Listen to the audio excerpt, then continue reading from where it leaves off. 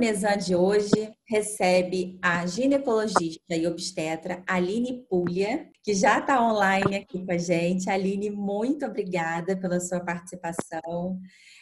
A Aline, ela tem esse foco de trabalho para o parto, que intitula o nosso episódio de hoje.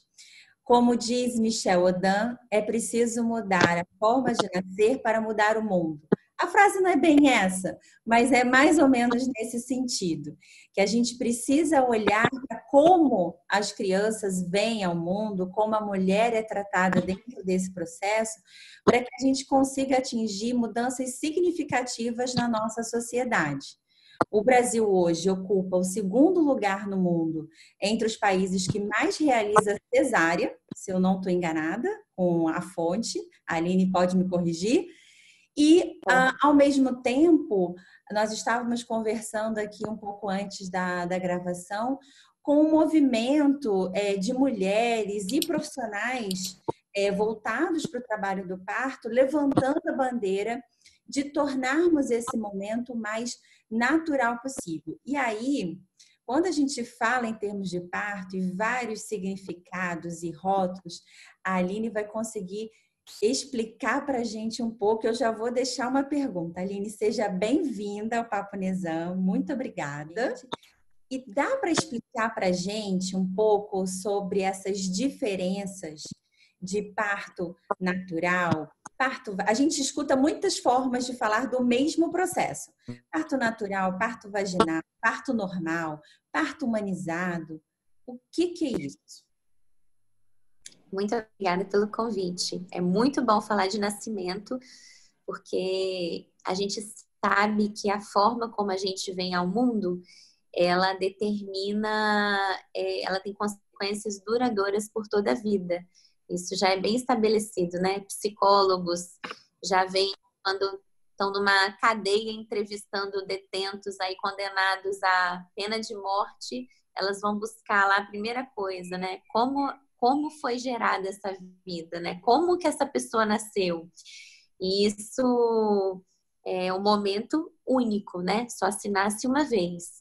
E para quem não sabe sobre o Michel Odin, acho que vale a pena até deixar o nome dele aí para quem estiver na formação, quem for da área de saúde, começar a pesquisar sobre esses cientistas que valorizam muito o estudo da fisiologia, que é às vezes algo que a gente perde muito na nossa formação como médico, como profissional da área da saúde. E a gente vai se perdendo no mundo aí de intervenções, de tecnologia, que às vezes a gente nem sabe muito bem explicar por quê, da onde isso veio. Esses termos de parto são uma dessas grandes confusões que também a gente não precisaria nem estar preocupado com isso. Essas nomenclaturas existem porque houve uma deturpação na forma de nascer. E sim, em formas e linhas gerais hoje, parto vaginal é simplesmente o parto que a mulher deu à luz pela via vaginal. Independente da forma como esse neném, como ela foi tratada durante esse processo, que tipo de ambiente essa mulher pariu, que tipo de intervenções foram feitas, como esse recém-nascido foi recebido no mundo. Então, não havia nenhuma preocupação. É o nome parto vaginal. Assim como o parto via cesariana, é um parto via alta. É como se fosse um nome técnico hoje, né? O parto natural, as pessoas usam para se referir a um parto que aconteceu sem nenhum tipo de intervenção. E aí, as intervenções, elas podem ser de vários tipos. Então, eu falo, quando você fala com uma mulher em trabalho de parto, já é uma intervenção. Porque quando a gente estuda fisiologia, a gente aprende lá que os primatas, eles não falam. E a gente é como se fosse um primata super desenvolvido. Então, parto natural é isso, é um parto que não houve intervenção. Você pode ter um parto muito bom com algum tipo de intervenção. Então, é para isso que se presta o desenvolvimento da ciência, né? Ao longo dos milhares de anos, a humanidade pariu sem nenhum tipo de ajuda, né? Os nossos antepassados aí, eles pariam de forma natural, seguindo apenas os instintos, e com a humanidade começou a se aglomerar em sociedade, as mulheres passaram a parir de acordo com aqueles códigos ali de conduta de cada sociedade. E aí os rituais, as crenças passaram a reger o parto e a forma que a mulher se comportava durante o parto e a intervenção que ela ia receber durante o parto. Com o passar de mais anos, houve aí o desenvolvimento, a entrada da ciência, a medicina, e a medicina, com falsos recomendações científicas, passou a ser a senhora do parto. Então, o médico, quando entrou no cenário do parto, ele que passou a dizer o que era bom, o que não era bom, o que era certo ou errado. Mas num momento em que não se tinha informação, por exemplo, sobre dados a longo prazo. Então, ninguém sabia, por exemplo, que a forma como um bebê vinha ao mundo determinaria, né, a saúde dele no futuro. Então, não tinha respaldo. Ninguém sabia, por exemplo, a mulher, na hora de nascer, dar à luz, né? Às vezes ela tinha vontade de evacuar. O médico, diante daquela situação, ele não sabia. Para ele, né, ó, meu Deus, tem um neném nascendo e tem cocô. Isso é ruim. Então, aí foi uma época que se instituíam práticas como lavagem intestinal. São coisas bem arcaicas que, com o desenvolver, né, das teorias aí, né, teoria da biologia molecular, a gente sabe o que é importante, como a flora vaginal da mãe, ela vai passar para o recém-nascido, independente da mulher ter feito cocô, ter sido limpa com uma solução antisséptica. Então, daí vieram essas nomenclaturas por causa dessa organização do ser humano. E hoje a gente ainda é regido assim, por culturas, por mitos, né? Em tudo que envolve parir, amamentar, a gente continua seguindo, né? As regras sociais. Então, você vê que ainda hoje uma mulher que grita parindo, ela não é uma mulher que está seguindo uma norma social, né? Não é bem aceito uma pessoa chegar no ambiente gritando, mas para parir, se tiver tudo bem, a mulher vai se comportar dessa maneira primitiva.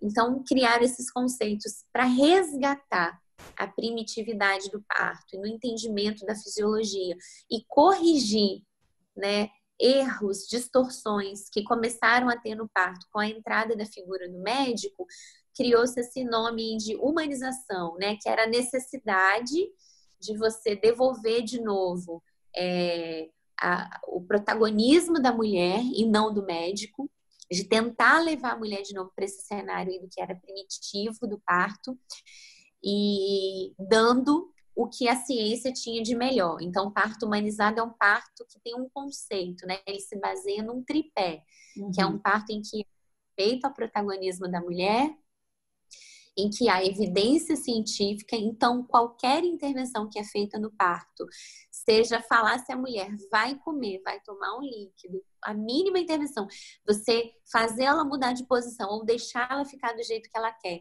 aquilo ali tem que ter um respaldo, você tem que ter uma justificativa para qualquer forma que você vai intervir no parto, tem que ter um respaldo científico, até porque a gente sabe que na natureza, né? Qualquer intervenção no parto de não humanos, isso acarreta na rejeição da cria pela mãe. Então, a gente, sendo um primata também, quando a gente vai propor uma intervenção, a gente precisa saber por que aquela intervenção está sendo feita. E daí veio da década de 70 a medicina baseada em evidências, né, Kera? Eu tenho dados suficientes, olha, em 100 mil mulheres isso aí foi feito e essas mulheres tiveram mais chance de morrer, mais complicações. Então, isso aí é uma coisa que não é boa. Então, a medicina baseada em evidência veio rejeitar intervenções que eram feitas e se provou que eram maléficas ou mostrar intervenções que podiam ser benéficas. Então, a evidência científica. E o terceiro pilar de um parto humanizado, junto com o protagonismo da mulher e evidência científica, é ter uma equipe transdisciplinar. E é voltar para o cenário do parto pessoas que vão resguardar, na verdade, os outros dois pilares, né? Então, uma equipe transdisciplinar no parto. Aí, colocaram de novo a figura da doula, né? Que é uma pessoa treinada para dar um suporte físico e emocional, que nada mais é do que resgatar, na época que a sociedade começou a se organizar, a mulher sempre paria cercada ali por uma mãe, né? Por figuras de mulheres que eram protetoras dela. E ela não, e a figura de uma mulher não atrapalhava a liberação de ocitocina. Olha que doido, né? A ocitocina, mesmo sendo um hormônio tímido, ela não é atrapalhada a liberação quando a mulher se sente segura no ambiente de outras mulheres. Então, resgatar a figura da doula. Partos de baixo risco não precisariam ser assistidos por médicos, porque são partos que não têm complicações ou as intervenções mínimas que podem ser feitas por enfermeiras obstetras, não são partos que vão combinar com cirurgias. Então, passou-se a traduzir de novo a figura de uma parteira profissional, que é a enfermeira obstetriz, que era a parteira da época em que os ritos, né, tinham lugar. Então, na verdade, olha como que o conceito de humanização foi para tentar corrigir tudo de anormal que a sociedade fez para interferir no nascimento. E os outros conceitos foram surgindo para tentar evoluir. Hoje se fala muito de parto adequado, porque esse conceito de humanização tomou um cunho tão político e ele foi por um caminho que é até perigoso, né? É um parto que as pessoas vendem com uma ideia de um parto bonito, né? Um parto, a gente vê em rede social um excesso de informação, de vídeos de parto, e a gente sabe que isso não tem nada a ver com o parto, né? O parto por si só, ele é íntimo, ele é selvagem, ele é primitivo, e aí criar esse conceito, o parto adequado, é esse parto que vai tentar respeitar a fisiologia, certo, preservando de novo ali na fisiologia as pessoas que forem importantes para que o parto aconteça, sem ter necessariamente uma mistura com outros conceitos, né? Então, às vezes a pessoa acha que é um parto com música, com playlist, é o parto na banheira. O ambiente do parto, ele interfere na liberação da ocitocina, mas ele não vai determinar se o parto é humanizado ou não. Eu falo, a pessoa pode ter um parto numa banheira e ter práticas muito obsoletas, né, antigas. Uma mulher pode não ser respeitada. Semana passada eu tive um parto em que a mulher queria ficar imersa. Então, como na nossa cidade não tem banheira, ela levou uma piscina para o hospital, encheu a piscina, a gente colocou na temperatura. E no momento que a gente falou ali, sussurrando no ouvido dela, olha, a água está pronta, a piscina já estava cheia. O que ela fez? Não quis entrar na banheira, na piscina. Então, se naquele momento alguém tivesse falado, não, entra na piscina, aquilo ali ia tirar o protagonismo dela, ia tirar todo o primitivo, então não faria sentido nenhum. Então, onde eu quero chegar? Esses rótulos, eles são importantes para colocar em categoria, né? Para as pessoas entenderem, né, a evolução, como a humanidade tem encarado, como a ciência tem dado um outro olhar para o parto, mas que os rótulos não são importantes. Perfeito. Nós separamos, a gente vai para o segundo bloco e nós separamos 4 mitos bem comuns em relação a parto para a Aline responder para a gente. Fica aí que a gente já volta. Nossa temporada está caminhando para o final. Por isso, corre lá na playlist do YouTube e confere só os bate-papos que já tivemos por aqui.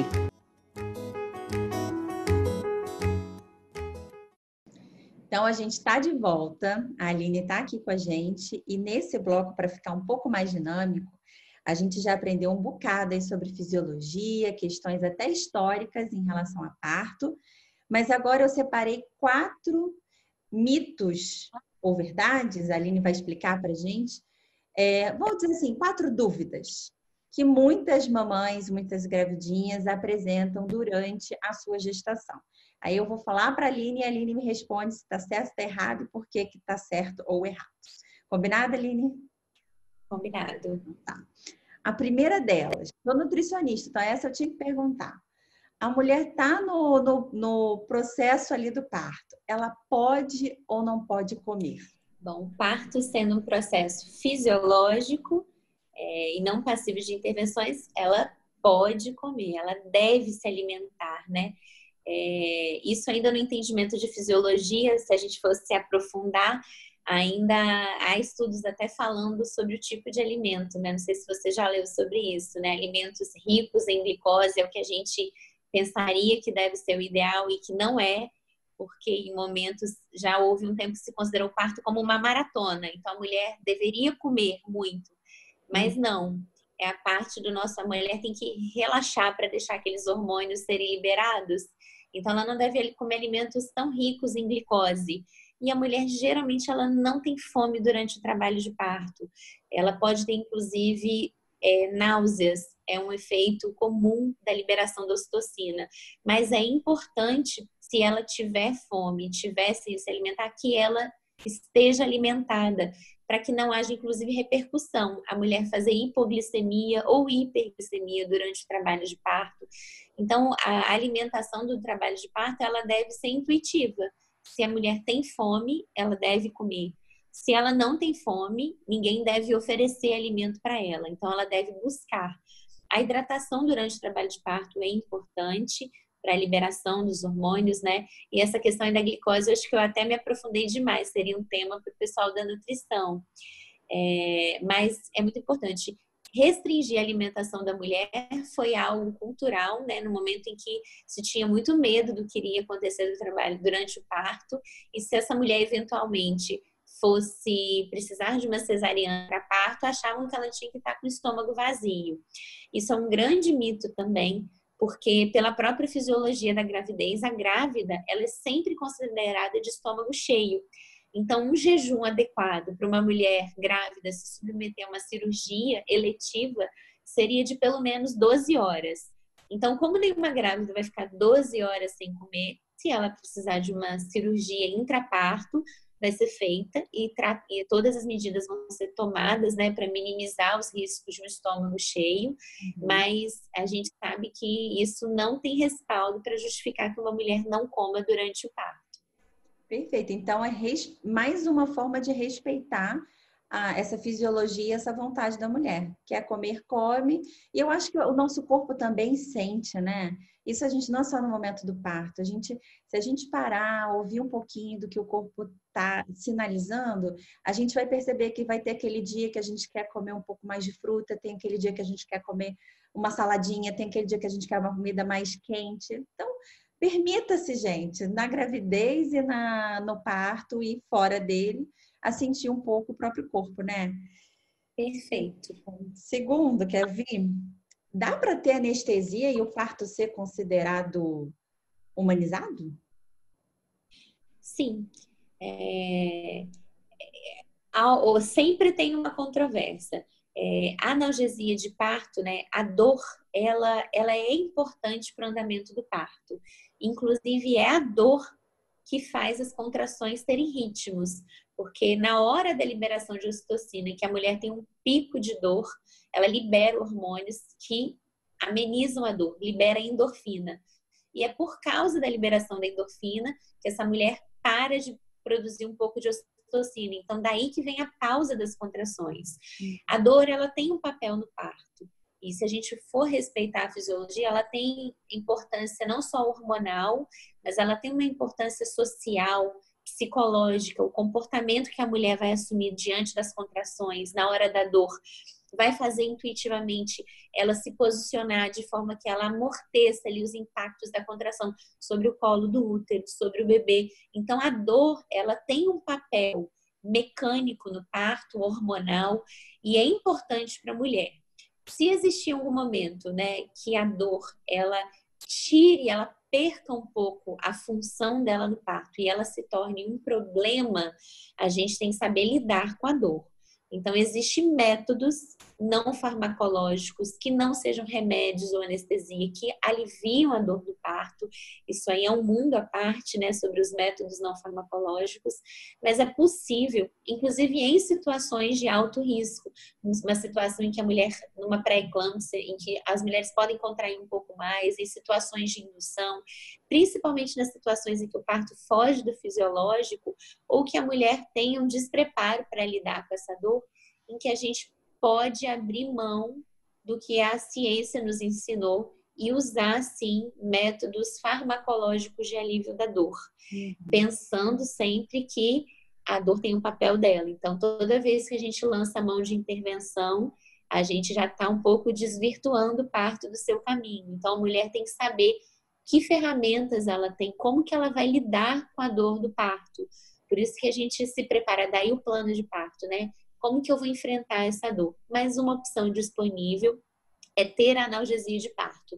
A analgesia de parto, ela é segura, Tem maneiras de serem feita analgesia, né? Algumas técnicas, tem o óxido nitroso, que pode ser feito via inalatória, tem anestesia de bloqueio mesmo, peridural, o hack. Então, existem opções que são seguras e isso foi nos sendo apresentado, essa segurança à medida em que a gente tem dados. Então, é possível, e se a mulher ela não souber lidar com essa dor, ou se essa dor estiver atrapalhando o andamento do parto, a gente precisa tratar a dor.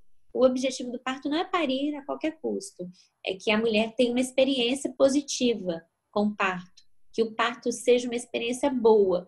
Para algumas mulheres, a dor pode tirar elas dessa conexão e faça com que elas percam essa boa experiência. Então, entre ela ter uma experiência ruim e fazer analgesia, a gente usa assim, e é para isso que a ciência, a tecnologia está aí para nos servir. Então, é possível ter um parto humanizado com analgesia, inclusive esse é um dos pilares, né? Então, se ela pede ajuda, muitas vezes a mulher ela está num desespero. E, por exemplo, se ela não tem opção de anestesia, de alívio da dor, na cabeça dela, ela quer o quê? Eu quero acabar com a minha dor. E por isso que muitas vezes as mulheres acabam indo parar na cesariana, né? Porque elas não foram informadas de como lidar com a dor. Então, nós temos muitas maneiras, tem planos, né, de como lidar com a dor. E se essa mulher não tem opções, o que ela vai falar? Ela tem uma única opção de acabar com a dor: cesárea.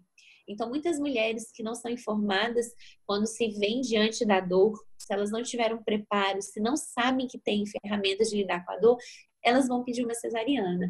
E a gente fala, a mulher, quando pede uma cesárea, ela não está pedindo cesárea, ela está pedindo ajuda. E cabe a gente saber entender as necessidades de uma mulher durante o parto. A importância que você comentou lá atrás, né, desse empoderamento, né, como o profissional de saúde que está assistindo essa mulher, toda a equipe, né, que está assistindo essa mulher, como essa equipe ela é primordial para o desfecho, né, que ela vai ter. Então, você que está assistindo esse episódio aqui, se tem uma amiga que está grávida, alguém grávida na família, mostra para ela, para que ela se informe, né? E que se o profissional, aí a Aline pode me corrigir, mas talvez se o profissional que está com ela não siga a linha que ela quer, que ela ainda tenha tempo de buscar um que faça, né? Com que ela realmente tenha uma experiência positiva. Voltando àquela frase do Michel Odan, né? Para que essa criança nasça bem, né? Que ela nasça de forma correta e de forma feliz, né? É um impacto muito grande. Eu falo isso às vezes em sala de aula. É um momento peculiar, único para uma família, né? Você está colocando um ser humano no mundo, você está marcando a história de vida daquelas pessoas para sempre, né? Quem é mãe sabe, o filho pode ter, o meu é pequenininho, mas pode ter 50 anos, ela vai lembrar do dia. E vamos levar lembranças boas, né? Me empolguei aqui no assunto, mas a gente ainda tem duas aqui. Liberou a situação, só de Liberei. falar. Liberei, o papo tá tão bom. É um hormônio super tímido. E a hora que o pico dela nem é no parto, é nesse momento que você lembrou só de falar. O pico dela é quando a mãe tem contato com o bebê, com a cria, né? Então é o máximo, é o hormônio que vai proteger ela, que vai envolver, então precisa ter aquele contato. Então, se a mulher está insatisfeita, a mulher ela tem um instinto, quando a mulher engravida, os instintos dela já dizem para ela o que é bom, o que é ruim. Se alguma coisa no seu pré-natal, ou as pessoas, muitas vezes os amigos vão te falar mitos, vão te falar coisas que não têm fundamentação, vão tirar aí a sua certeza, vão te desempoderar, literalmente. Então, se você tem um canal de informação como esse, a internet hoje é rica, por favor, mande para outras mulheres, porque se você já sabe essas informações, algumas mulheres nunca tiveram acesso a elas. Fazer uma corrente do bem, né? A gente ainda tem 2 mitos aqui. Um é muito falado aí na internet, que é a famosa circular de cordão. Circular de cordão não é indicação de cesariana. Isso só de você botar no Google ele já te mostra. Por que que não é indicação de cesariana? A maioria dos bebês já está envolta ali no líquido e por isso mesmo eles já mergulham ali, se enrolam no cordão, né? O cordão umbilical, ele uma corrente onde passam ali alguns vasos que nutrem o bebê, são duas artérias e uma veia, e ele é envolto por um material elástico ali, a geleia de bordo que amortece os impactos. Então, e o bebê ele pode estar todo envolto ali naquele cordão. O cordão nutre o bebê, passa os nutrientes, mas ele é super elástico, ele pode ser amassado, ele pode estar enovelado, ele pode ter um nó. E a gente tem muitos vídeos, né, de bebê ali nascendo com a circular de cordão e o cordão pulsando, que o fluxo de sangue ainda passa para o bebê. Uma outra preocupação das pessoas é que a circular de cordão vai enforcar o bebê. E a circular de cordão não enforca o bebê, não faz sufocamento, porque o bebê ele não respira pela via aérea. O pulmão dele ali naquele meio líquido, né, ele tá cheio de líquido, as trocas ali de gás, o bebê é oxigenado pelo cordão, e aquele cordão ele recebe nutriente, inclusive se ele estiver todo enroladinho, amassado. E dificilmente, às vezes, tem circular de cordão que nunca vai ser identificado, então isso já é um mito aí bem batido.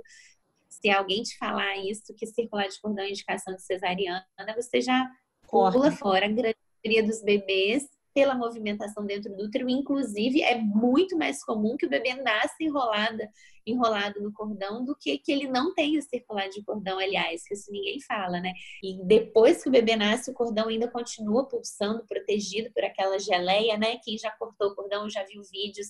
O cordão até demora, assim, para ser cortado. Aquela geleia é um material que tira o impacto. Inclusive, o bebê pode ter impacto da cabeça dele com o cordão, que aquilo faz uma compressão transitória e assim que é desfeita aquela compressão, o cordão continua pulsando e transmitindo ali o oxigênio e os nutrientes para o bebê. E só, minha gente, informação é tudo nessa vida. Última, essa daí também vale a pena a gente compartilhar só por essa pergunta aqui. Não, mentira, o episódio inteiro tá lindo, mas essa pergunta para a gente fechar com chave de ouro.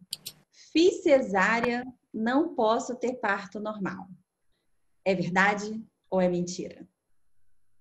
Esse é um mito já bem antigo. Numa época em que começou a se fazer cesarianas, não se tinha informação para falar, então ninguém sabia o que acontecia com uma mulher que tinha uma cesariana, né? Então a cesariana é uma cicatriz no útero.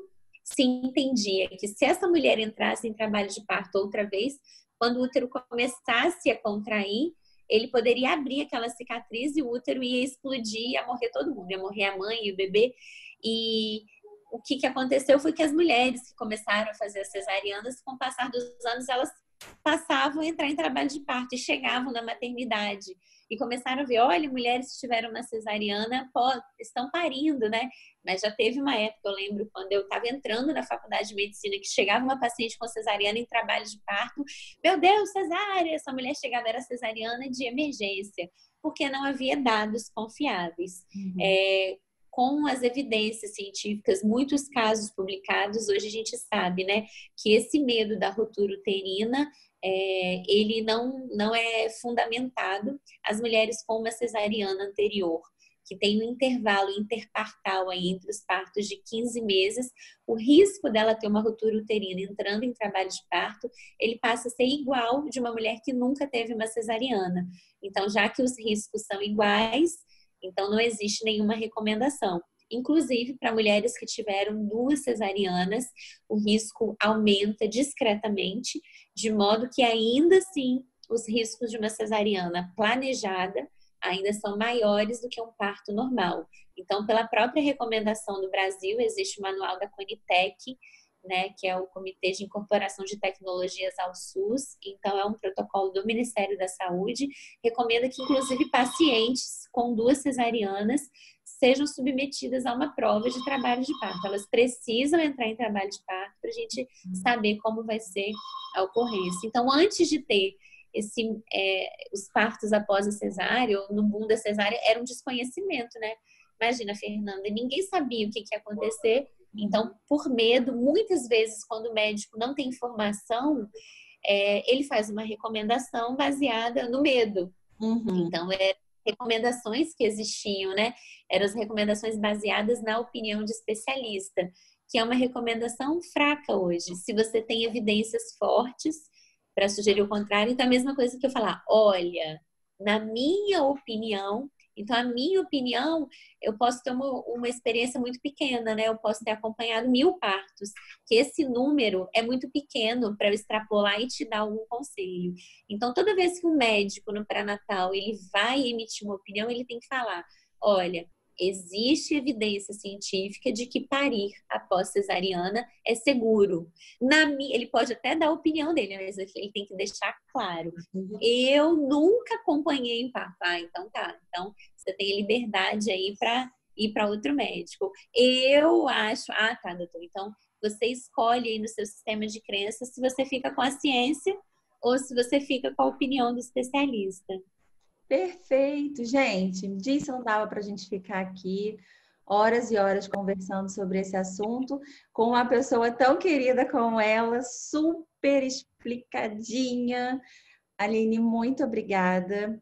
Acho que vocês precisam deixar aí os comentários, dar um retorno para a gente, porque é um assunto muito rico. A gente nem falou aqui de tudo que a gente gostaria, mas a gente tem um tempo. Então, quem sabe aí a gente pensa depois numa continuidade desse episódio. Aline, o nosso muito obrigado, se você quiser. Eu que agradeço o convite. No momento em que a gente vive essa epidemia de cesáreas, ou um mundo em que as mulheres perderam um pouco a capacidade de acreditar, né, na força que elas têm, é muito pertinente falar sobre isso. E acabou que a gente nem comentou sobre a amamentação. Lembrando que o mês de agosto é considerado o agosto dourado. O símbolo aí do dourado é porque é o lastro da qualidade do padrão ouro do leite materno. Não existe nenhum outro alimento que seja tão completo para um bebê quanto o leite materno. E quando a gente fala de parto, é uma maneira da gente conectar de novo a mulher com essa capacidade que ela tem de gerar uma vida e nutrir uma vida. E a gente sabe, através de dados de pesquisas fora do mundo e no Brasil, que o sucesso, a duração do aleitamento e a qualidade da amamentação está muito ligada à via de parto. Mulheres que parem via cesariana podem amamentar, podem ter também, né, o primeiro contato com o bebê, que favorece a descida do leite e a amamentação. Mas mulheres que parem de parto normal, pela própria fisiologia do nascimento, a liberação desses hormônios, o grande hormônio da amamentação é a ocitocina, que promove esse vínculo com o bebê, ele é favorecido a sua liberação quando a mulher passa por um parto, né, normal.